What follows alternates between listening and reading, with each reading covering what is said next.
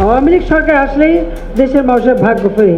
জয় Bangla slogan, আল্লাহর রহমতে একে একে সবই আমরা ফিরে এনে আবারও রাজনীতিতে সক্রিয় হয়ে ওঠার বা রাজনীতিতে ফিরে আসার চেষ্টা করছে আওয়ামী লীগ।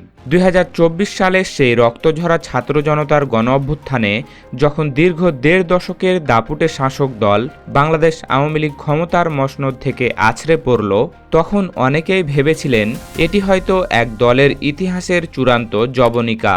রাজনীতির পণ্ডিতরা ডায়েরিতে লিখেছিলেন আওয়ামী লীগ অধ্যায়ের সমাপ্তি। কিন্তু বাংলাদেশের রাজনীতির গল্প কি আসলেই এত সহজে শেষ হয়? এখানে শেষ মানেই যেন অবধারিতভাবে আরেকটি নতুন ও রহস্যময় শুরুর ভূমিকা। কার্যক্রমে নিষেধাজ্ঞা শব্দটি শুনতে যতটা কঠোর এবং আইনি ভাষায় যতটা চূড়ান্ত, বাস্তব রাজনীতিতে এর প্রয়োগ কি ততটাই কার্যকর? ইতিহাসে দেখা গেছে কাগজে কলমে কোনো আদর্শ বা দলকে নিষিদ্ধ করলেই তা মন থেকে মুছে যায় না। গত কয়েকদিনে ঢাকার অলিগলি থেকে শুরু করে জেলা উপজেলার নির্জন প্রান্তর পর্যন্ত আবার সেই পুরনো সুরের প্রতিধ্বনি শোনা যাচ্ছে। কোথাও ঝটিকা মিছিল, কোথাও রহস্যময় স্লোগান, আবার কোথাও এক রোমাঞ্চকর রাজনৈতিক তৎপরতা। আজ আমরা বিশ্লেষণ করব আওয়ামী লীগের এই আন্ডারগ্রাউন্ড পলিটিক্স এবং লক্ষ্মীপুরের সেই অদ্ভুত শপথের পেছনের আসল রহস্য। এই রহস্যময় প্রবর্তনের সবচাইতে চমকপ্রদ দৃশ্যটি দেখা গেল লক্ষ্মীপুরের কমলনগরে। রাতের সেই নিবিড় অন্ধকার, যে অন্ধকারে সাধারণত কবিরা বিরহ বা প্রেম খোঁজেন, সেখানে রাজনীতিকরা খুঁজে নিলেন এক কঠিন শপথের মন্ত্র। মোবাইলের তীক্ষ্ণ আলোয় সারিবদ্ধভাবে দাঁড়িয়ে একদল মানুষ শপথ নিচ্ছেন। তাদের লক্ষ্য দেশের মাটিতে ফিরিয়ে আনবেন তাদের প্রাণপ্রিয় নেত্রী শেখ হাসিনাকে।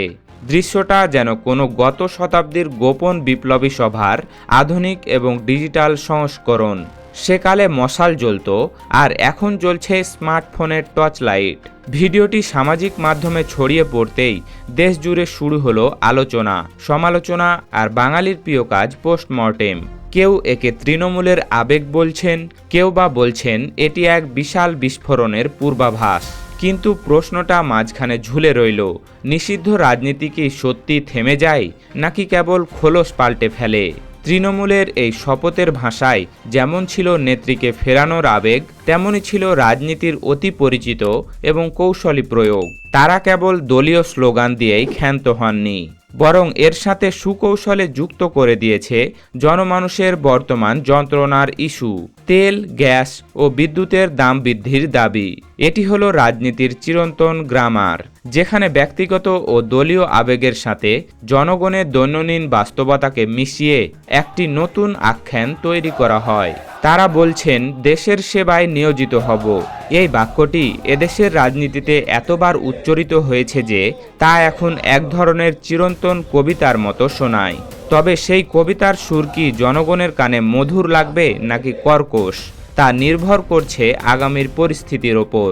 এদিকে প্রশাসনও হাত গুটিয়ে বসে নেই। কমলনগর থানার পক্ষ থেকে জানানো হয়েছে ভিডিওটি তাদের নজরেও এসেছে এবং তারা আইনি ব্যবস্থা গ্রহণের জন্য যাচাই বাছাই করছেন। আইন তার নিজস্ব গতিতে চলবে। এই প্রবাদটি আমরা এতবার শুনেছি যে এটি এখন এক সামাজিক রসিকতায় পরিণত হয়েছে। তবে আইন কখন দ্রুত গতিতে দৌড়ায় আর কখন ধীর গতিতে হাঁটে তা বোঝার জন্য বিশেষজ্ঞ হওয়ার দরকার নেই। একটু অভিজ্ঞ চোখ থাকলে যে কেউ বুঝতে পারেন বর্তমান পরিস্থিতিতে প্রশাসনের জন্য এই তৃণমূলের কর্মীদের সামাল দেওয়া কতটা চ্যালেঞ্জিং। কারণ নিষিদ্ধ ঘোষণা করার পরও যদি মাঠ পর্যায়ে কার্যক্রম চলে, তবে তা রাষ্ট্রের সার্বভৌমত্বের জন্য এক বড় প্রশ্নচিহ্ন হয়ে দাঁড়ায়। মাঠের রাজনীতির পাশাপাশি এবার লড়াই শুরু হয়েছে আইনি এবং আন্তর্জাতিক মঞ্চে। কক্সবাজারের একদল আইনজীবী সরাসরি চিঠি লিখেছেন জাতিসংঘের মানবাধিকার হাই কমিশনের কাছে। তাদের দাবি আওয়ামী লীগের রাজনীতির ওপর এই নিষেধাজ্ঞা মানবাধিকারের চরম লঙ্ঘন। তাদের যুক্তি হল সংবিধানের ৩৮ অনুচ্ছেদ অনুযায়ী প্রত্যেক নাগরিকের সংগঠন করার অধিকার আছে এবং কোনো দলকে আত্মপক্ষ সমর্থনের সুযোগ না দিয়ে নিষিদ্ধ করা অসাংবিধানিক। আইনজীবীরা এখানে শব্দকে অস্ত্র হিসাবে ব্যবহার করেছেন। তারা বলেছেন রাজনীতিতে জয় পরাজয় থাকবেই, কিন্তু সম্পূর্ণ উচ্ছেদ গণতান্ত্রিক পদ্ধতির পরিপন্থী। তবে প্রশ্ন হলো, সংবিধান আর রাজনীতির এই দ্বন্দ্বে শেষ পর্যন্ত জয়ী হয় কে? ইতিহাস বলে উত্তরটা সবসময় আইনের বইয়ে নয়, বরং রাজপথের ক্ষমতার বিন্যাসে লেখা থাকে। পেছনে তাকালে দেখা যায় 2025 সালের মে মাসে অন্তর্বর্তী সরকার, যার নেতৃত্বে ছিলেন ডক্টর মোহাম্মদ ইউনূস, তারা সন্ত্রাস বিরোধী আইনের সংশোধন এনে এই কঠোর নিষেধাজ্ঞা জারি করেছিল। এরপর এলো ত্রয়োদশ জাতীয় সংসদ নির্বাচন। সবাই আশা করেছিল ক্ষমতার পালাবদলের পর হয়তো আওয়ামী লীগের প্রতি কিছুটা নমনীয়তা দেখানো হবে, কিন্তু বাস্তবতা হলো ভিন্ন।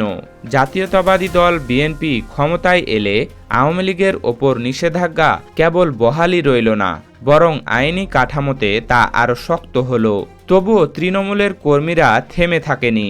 ঢাকা, চট্টগ্রাম সহ বিভিন্ন জায়গায় ঝটিকা মিছিল এবং দলীয় কার্যালয়ে পতাকা উত্তোলনের মতো ঘটনা বারবার একটি বার্তাই দিচ্ছে, আমরা আছি এবং থাকব। আফম বাহাউদ্দিন নাসিমের মতো নেতারা স্পষ্ট করেই বলেছেন, সরকারের সিদ্ধান্ত যাই হোক, তাদের দলীয় কার্যক্রম চলবেই। এই বক্তব্য যেমন রাজনৈতিক দৃঢ়তা দেখায়, তেমনি রাষ্ট্রের আইনের সাথে এক সরাসরি সংঘর্ষের ইঙ্গিত দেয়। জাহাঙ্গীরনগর বিশ্ববিদ্যালয়ের অধ্যাপক কে মহিউদ্দিনের মতে, একটি পুরনো রাজনৈতিক দল হিসেবে আওয়ামী লীগের ফিরে আসার চেষ্টা করাটা রাজনৈতিকভাবে খুব একটা অস্বাভাবিক নয়, বরং এটি ইতিহাসের এক অমোঘ নিয়ম।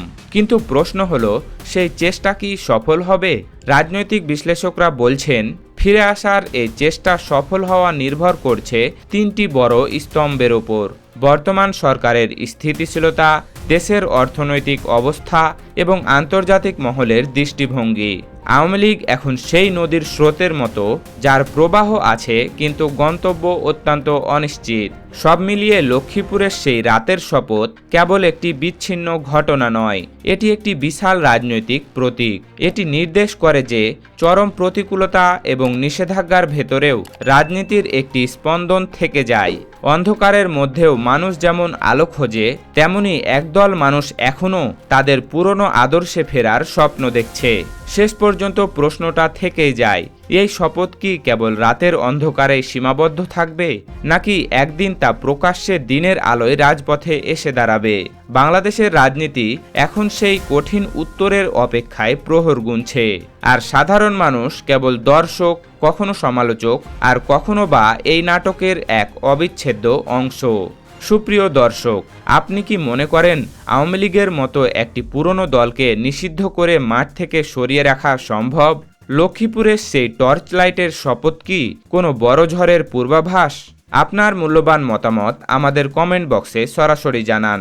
ভিডিওটি জনসচেতনতায় শেয়ার করুন এবং রাজনীতির পর্দার আড়ালের খবর সবার আগে পেতে আমাদের চ্যানেলটি সাবস্ক্রাইব করে বেল আইকনটি চেপে রাখুন। সচেতন থাকুন, সত্য জানুন। ধন্যবাদ।